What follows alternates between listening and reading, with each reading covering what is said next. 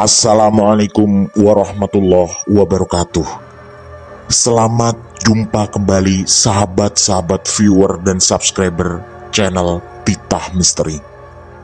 Kali ini kami akan membawakan sebuah kisah misteri dengan judul Pedagang Bakso di Dekat Kuburan.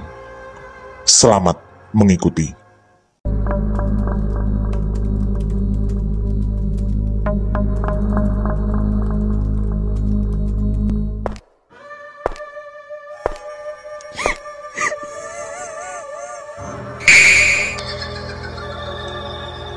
Jangan pernah mengikuti kisah ini sendirian.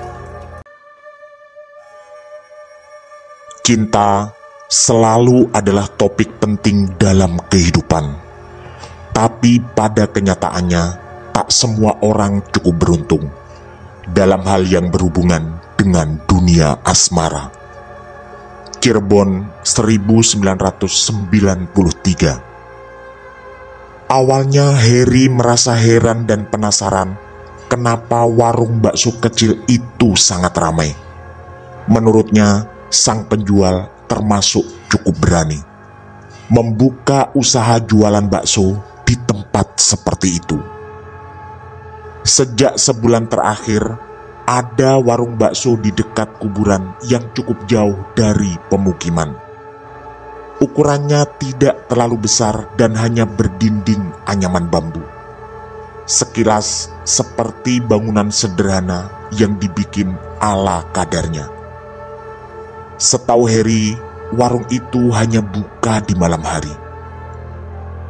Ini benar-benar sebuah strategi marketing yang aneh dari sisi pencarian tempat. Tapi mungkin pemilik warung itu terlalu yakin tentang konsep rezeki dari Yang Maha Kuasa. Atau bisa jadi sang penjual sangat percaya diri tentang cita rasa baksonya yang akan tetap mampu menarik pembeli walau berdiri di dekat pekuburan di ujung kampung. Di awal-awal buka, kondisinya memang sepi. Dan Heri yakin banyak orang juga enggan makan bakso di sana. Di saat banyak orang berburu nongkrong atau makan dengan pemandangan yang indah, ini justru disuguhi view kuburan yang tentu jauh dari bayangan banyak orang. Tapi seingatnya, sejak seminggu terakhir, warung itu sangat ramai. Heri menduga cita rasa baksonya yang memang lezat, sehingga banyak orang rela mengesampingkan lokasi makan demi rasa yang istimewa. Atau jangan-jangan dia memakai semacam pesugihan penglaris. Itu yang sempat beredar di pikirannya. Akhirnya Heri pun nekat mencoba ke sana. Jarak dari rumahnya memang cukup jauh, sekitar 5 kilometer. Tapi Heri selalu melewati jalan itu setiap kali pergi dan pulang dinas di rumah sakit sebagai perawat. Dan bukan hanya itu yang menarik perhatiannya. Entah sudah berapa kali Heri lewat sekitar jam 12 malam dan warung bakso itu baru ditutup. Padahal kondisinya sudah sepi yang seharusnya dia sudah tutup dari tadi. Malam itu, sekitar jam 11, Heri pulang dari rumah sakit dan sampai di warung bakso itu jam 11 lewat 15 menit. Kebetulan sedang tidak ada pengunjung lain. Tapi karena tak ada pula tanda-tanda yang mencurigakan, Heri pun segera memesan bakso. Karena hanya ada mereka berdua, Heri kemudian bertanya pada bapak yang umurnya sekitar 45 tahun itu. Kira-kira 20 tahun di atas Heri. Tutupnya jam berapa, Pak? Begitu tanya Heri. Jam 12 malam, Dek. Tentu itu jawaban yang tidak lazim. Setahu Heri, jawaban yang umum adalah jam tertentu dengan menambahkan kalimat atau kalau bakso sudah habis. Entah apakah hal yang istimewa dengan jam 12 malam, sehingga bapak itu selalu menutup warung di saat sangat larut. Dan lagi, jam malam yang lazim untuk para pencari bakso biasanya di bawah jam 10 atau bahkan sebelum jam 9. Begitu Heri mencicipi, ternyata rasa bakso itu memang istimewa menurutnya. Jadi mungkin wajar kalau selama ini warung bakso itu begitu ramai. Beberapa hari kemudian, ketika Heri tugas jaga siang dan pulang jam 11 malam, dia pun singgah lagi di warung bakso itu. Jujur, dari banyak warung bakso yang pernah dimasukinya, ini mungkin salah satu yang terbaik dari sisi cita rasa. Walau tempat dan pelayanannya termasuk sangat biasa, bapak itu bahkan tidak mempunyai satupun karyawan. Semuanya dikerjakan sendirian. Kali ini Heri memesan 3 bungkus dan rencana akan dinikmati di rumah bersama bapak dan ibunya. Heri lalu teringat kata-kata orang yang pernah dia dengar. Jika warung makan memakai penglaris, maka cara paling mudah membuktikan adalah dengan membungkus makanan dan mencobanya di rumah. Dan kalau rasanya jauh berbeda, kemungkinan warung itu memakai jin atau pesugihan. Ada rasa penasaran yang cukup kuat kali ini. Karena dari awal memang dia merasa aneh, kenapa bapak ini membuka warungnya justru di dekat pemakaman dan cukup jauh pula dari rumah penduduk. Ternyata begitu dimakan di rumah, rasanya pun sama. Tetap selezat ketika makan di sana. Begitu juga pendapat bapak atau ibunya yang mengatakan bahwa rasa bakso itu memang sangat enak. Mantap rasanya. Begitu ucap bapaknya yang lalu diikuti oleh ibunya dengan sebuah anggukan yang meyakinkan. Heri pun membuang kemungkinan bahwa warung bakso itu memakai penglaris atau pesugihan. Berarti warung itu benar-benar mengandalkan rasa untuk menarik minat para pelanggan. Tinggal satu sisa pertanyaan di hatinya. Kenapa bapak itu selalu menutup warungnya jam 12 malam? Pasti ada alasan yang kuat untuk itu. Kebetulan Heri memang tipe orang yang tak suka terlalu disiksa oleh rasa penasaran. Batinnya selalu tidak benar-benar puas sebelum mendapat jawaban dari penasaran tentang apapun yang dirasakannya. Suatu malam, Heri merencanakan sesuatu. Kebetulan hari itu dia bertugas jaga pagi dan sudah pulang di sore harinya. Kali ini dia sengaja membeli bakso hampir jam 12 malam dan minta dibungkus. Tapi Heri tidak langsung pulang. Dia singgah di bangunan kecil bekas pos kamling yang tak terlalu jauh dari sana. Jarak dari warung itu sekitar 100 meteran. Tapi rasanya dari bangunan pos kamling itu cukup jelas untuk melakukan pengintaian. Rencananya dia akan melihat dari jauh apa yang dilakukan bapak itu sebelum menutup warungnya. Firasat Heri memang berbisik. Mungkin ada semacam ritual atau semacamnya. Sehingga bapak itu setiap hari menutup warungnya tengah malam, padahal sudah sepi dari beberapa jam sebelumnya. Suasana yang gelap membuat Heri yakin si bapak penjual bakso tak akan bisa melihatnya dalam kondisi sepeda motor yang dimatikan. Dan kali ini Heri merasa menemukan jawabannya. Tak lama setelah melirik jam tangan dan menunjukkan tepat jam 12, dari kejauhan terlihat ada seorang wanita yang menghampiri warung bakso itu. Entah kenapa, Harry tidak yakin dia adalah manusia. Rasanya mustahil seorang wanita datang sendirian di tengah malam seperti itu. Dan lagi, tak ada tanda-tanda kendaraan berhenti sebelumnya. Artinya, wanita itu datang berjalan kaki. Sedangkan rumah terdekat pun cukup jauh dari warung itu. Wajahnya tidak terlalu jelas, tapi yang tertangkap di mata Harry, rambutnya terurai panjang dan setelah dibungkuskan bakso, mereka berdua berpelukan erat. Tak lama kemudian, wanita itu pergi. Yang Harry tidak tahu kemana dia berjalan, karena suasana memang sedang remang-remang. Kali ini, rasa penasaran Harry berubah. Jam tutup jualan sepertinya sudah ditemukan jawabannya. Tapi siapa wanita itu? Beberapa hari kemudian, Harry selalu mengamati warung bakso itu, terutama ketika tugas jaga pagi dan di malam harinya dia punya waktu cukup banyak. Setiap hari, pembeli terakhir rata-rata datang sekitar jam 9 malam.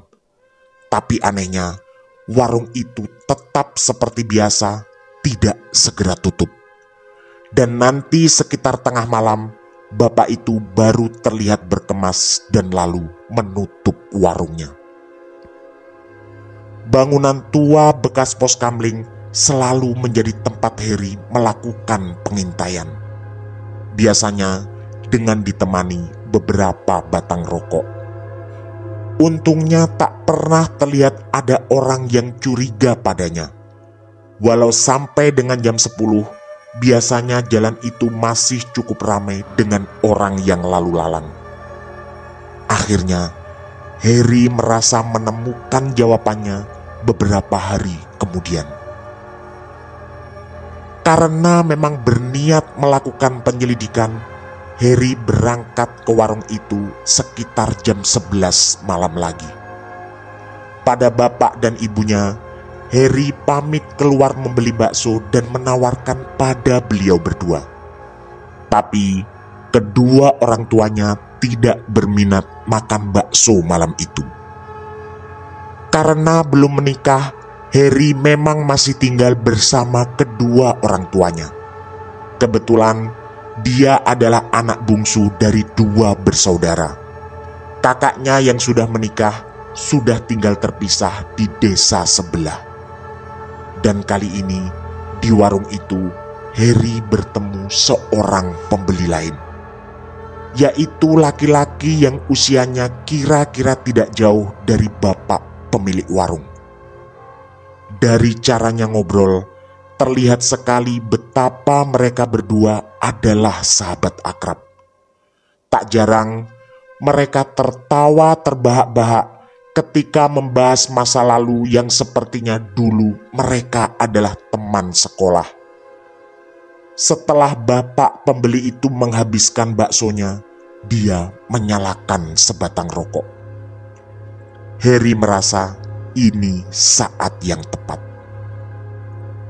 Harry mempercepat kunyahannya dan lalu berpura-pura meminjam korek pada bapak itu. Dan mereka berdua pun ngobrol basa-basi.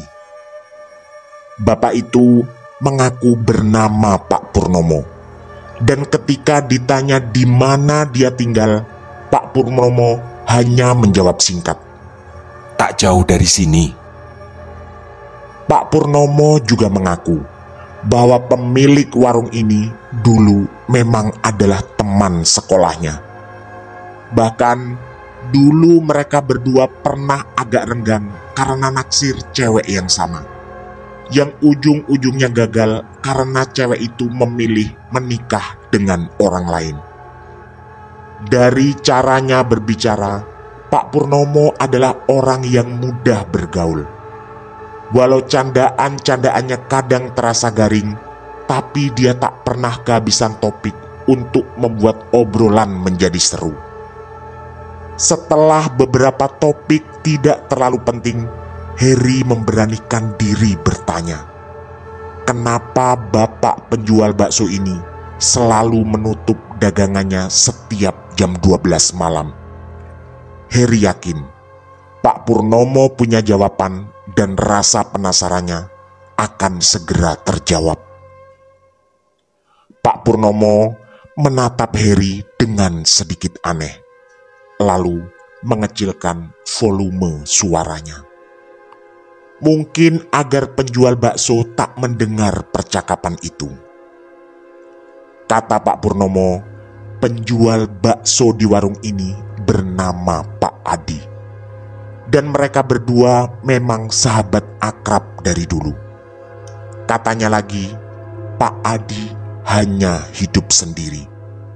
Dan tempat tinggalnya juga dideskripsikan dengan kalimat singkat yang sama, yaitu tak jauh dari sini. Dia sempat merantau ke Jakarta, tapi karena merasa tidak sukses dan tak betah di sana, dia pun pulang kampung dan membuka usaha di sini. Menurut Pak Purnomo, usaha dagang bakso sebenarnya sudah dijalani oleh almarhum orang tua Pak Adi sebelumnya. Jadi, Pak Adi sebenarnya mewarisi kemampuan dagang bakso dari bapaknya. Pak Adi juga sempat membuka bisnis dagang baju di Jakarta. Tapi karena tidak cocok atau tidak punya bakat di bisnis pakaian, usahanya tidak bisa berkembang. Bahkan untuk sekedar ongkos pulang ke Cirebon, dia harus pinjam ke seorang temannya di Jakarta. Heri terus mendengarkan seksama penjelasan dari Pak Purnomo. Tapi dia merasa belum mendapat jawaban yang diinginkan.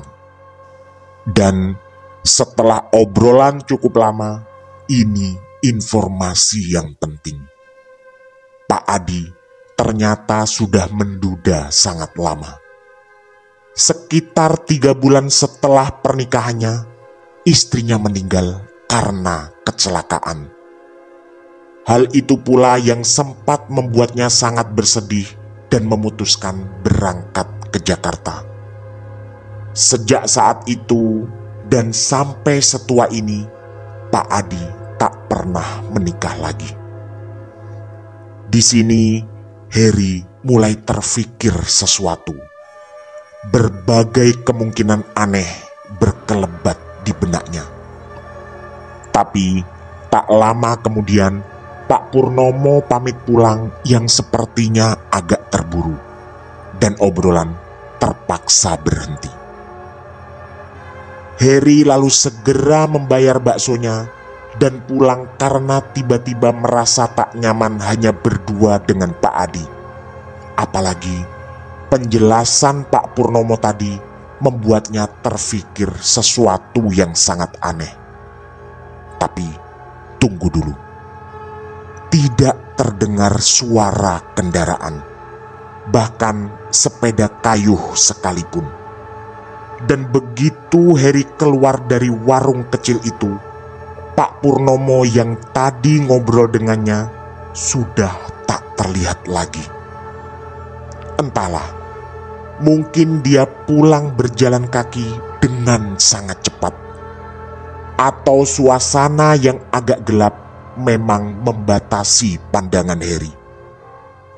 Sebelum menstarter sepeda motor, Heri sempat melempar senyum pada Pak Adi, yang juga dibalas dengan sebuah senyuman pula.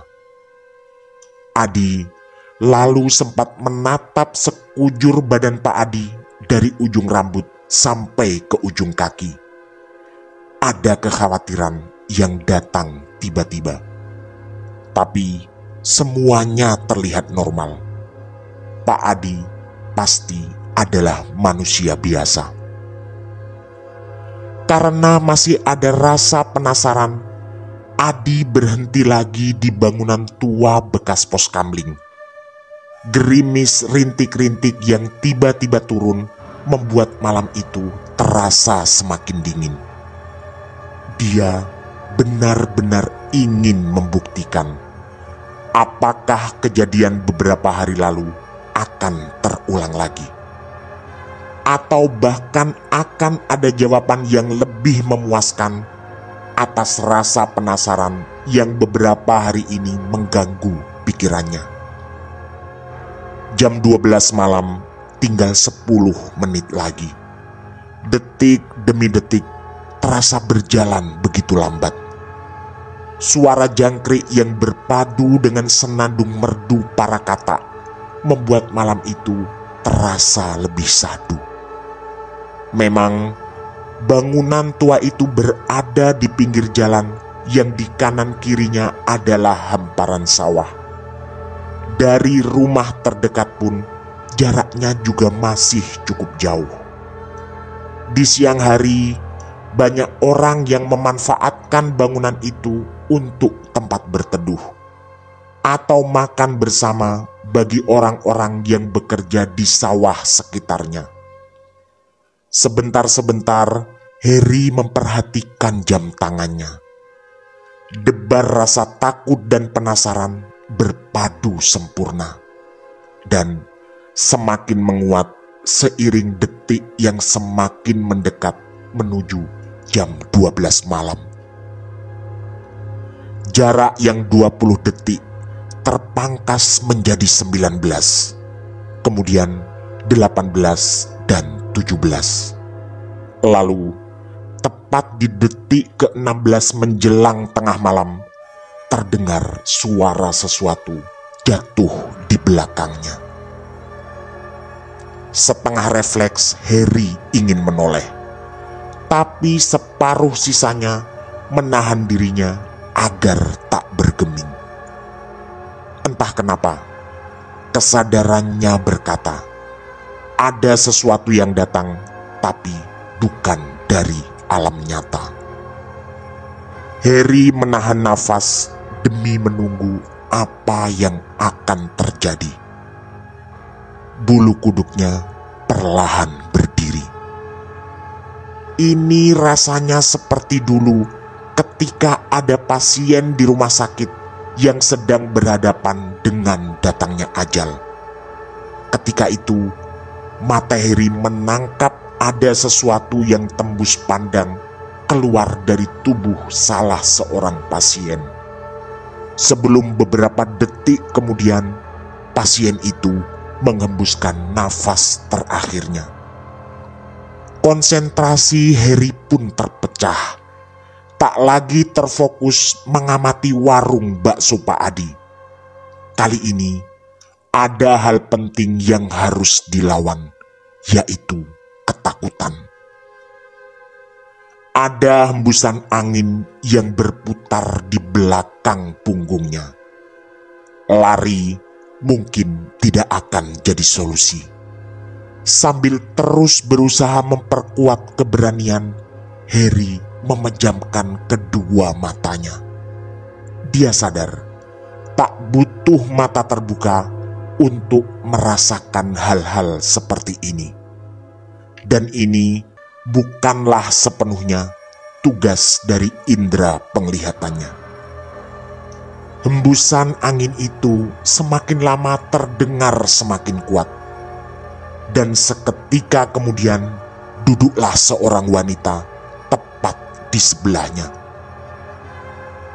Nyali Heri benar-benar diuji kali ini.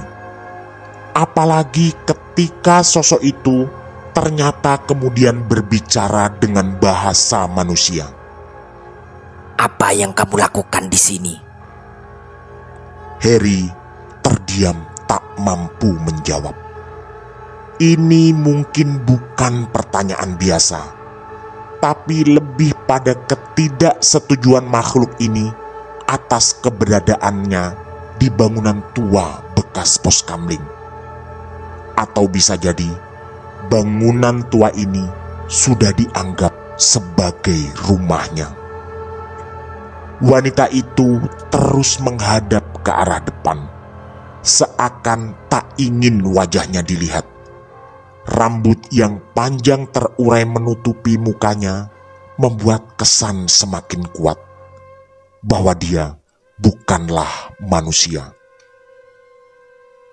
Kondisi gelap yang hanya mengandalkan pendaran sinar rembulan membuat Harry tak bisa leluasa melihat sekujur tubuh makhluk ini, termasuk apakah dia melayang atau duduk biasa. Lidah Harry yang tiba-tiba menjadi kaku membuatnya tak mampu melafalkan bacaan apapun. Dalam ketakutan yang makin meninggi, dia hanya berharap makhluk ini segera pergi. Entah bagaimana caranya, karena kedatangannya tadi pun lewat jalan yang sama sekali tak bisa dinalar. Semakin lama, Harry semakin takut dan semakin yakin 100% wanita ini sama sekali bukan manusia. Pasti sangat mustahil ada wanita yang tengah malam menghampiri seseorang yang duduk sendiri di bangunan pos kamling tua yang jauh dari pemukiman warga. Juga mustahil pula dia datang disertai hembusan angin yang berputar. Syukurnya apa yang diharapkan Harry benar-benar terjadi. Setelah terdengar sekali lagi hembusan angin yang berputar kuat, sosok wanita itu menghilang dari pandangannya. Perlahan, nyali dan mental Harry tertata kembali.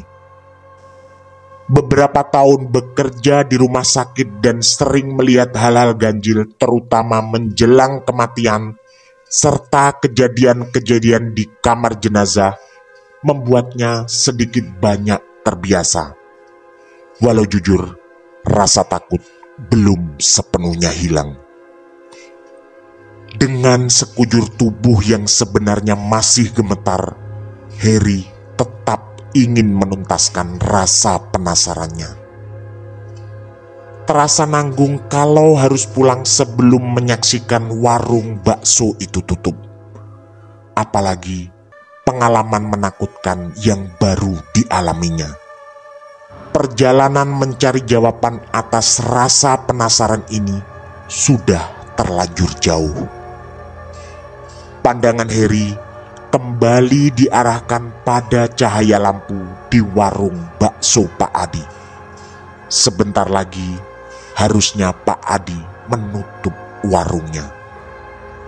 Dan yang kemudian tampak di mata Harry adalah kejadian seperti beberapa hari yang lalu.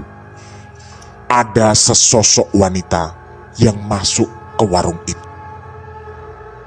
Sama seperti sebelumnya, wajahnya juga tidak jelas terlihat.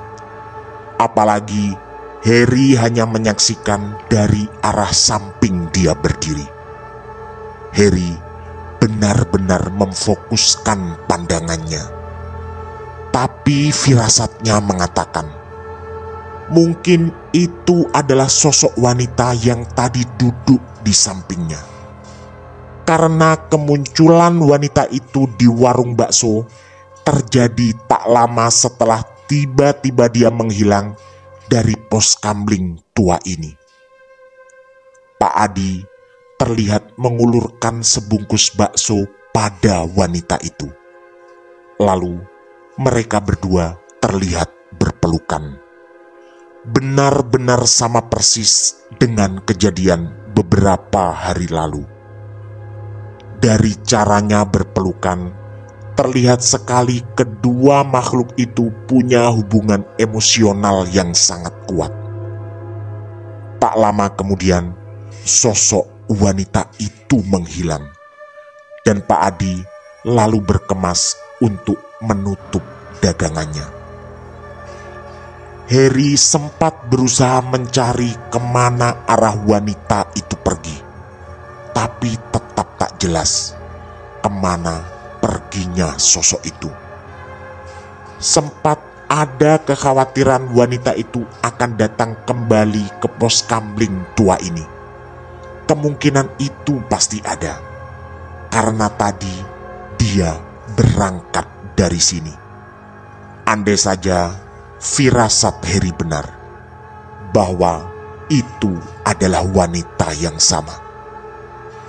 Untungnya setelah beberapa menit menunggu, tak ada kejadian aneh apapun. Entahlah, apakah sosok wanita itu pergi ke tempat lain setelah menerima bungkusan bakso dari Pak Adi, atau jangan-jangan bukan bakso yang ada di dalam bungkusan itu. Tapi Heri tak ingin tenggelam terlalu jauh tentang isi bungkusan itu, karena dari awal bukan itulah yang membuatnya penasaran. Kali ini ada rasa cukup puas di hati Heri. Pengamatannya sepertinya tidak sia-sia, walau kejadiannya sungguh mirip dengan beberapa hari lalu. Setelah berusaha menenangkan diri dan merasa berhasil, Heri pun beranjak pulang.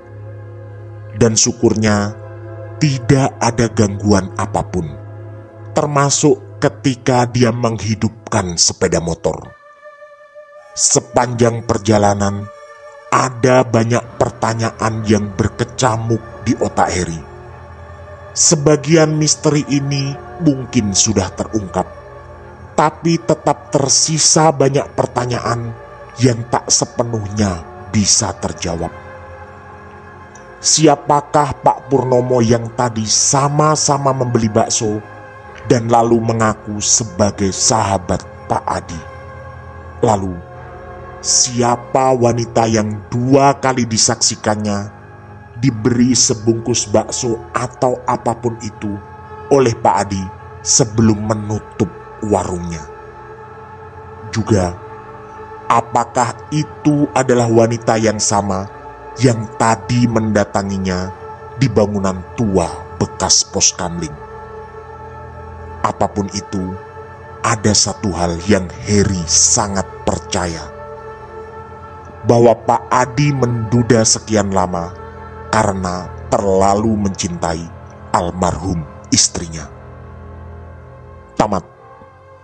Demikian kisah misteri dari kami, pedagang bakso di dekat kuburan. Semoga kisah-kisah kami cukup menghibur dan menemani sahabat-sahabat semua. Mohon maaf apabila terdapat kesalahan dalam pemilihan atau penuturan kata. Kami dari tim Titah Misteri mengucapkan terima kasih. Dan wassalamualaikum warahmatullahi wabarakatuh. Pesan saya, jangan bercermin sendirian di tengah malam. Sampai jumpa.